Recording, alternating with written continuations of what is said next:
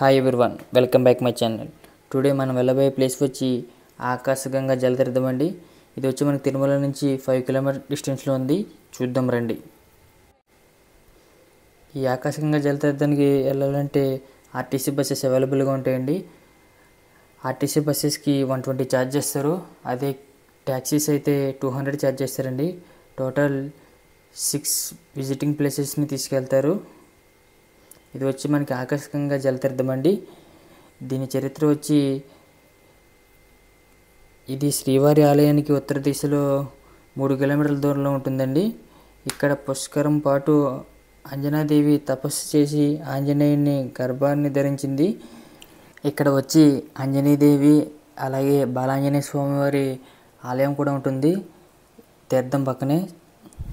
తిరుమల తిరుపతి క్షేత్రంలో ఆకాశగంగా పరమ పవిత్రమైనదండి. తిరుమలలోని పవిత్ర తీర్థాల్లో ఇదొకటి.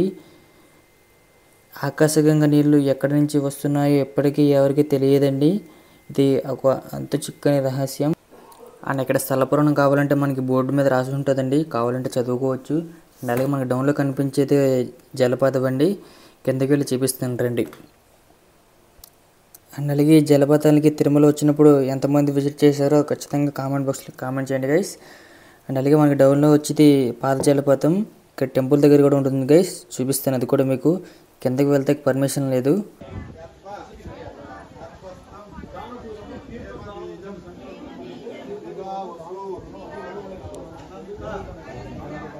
ఈ టెంపుల్ వచ్చి మనకి ఆంజనేయదేవి అండ్ బాలాంజనేయ స్వామి ఆలయం ఉండేది.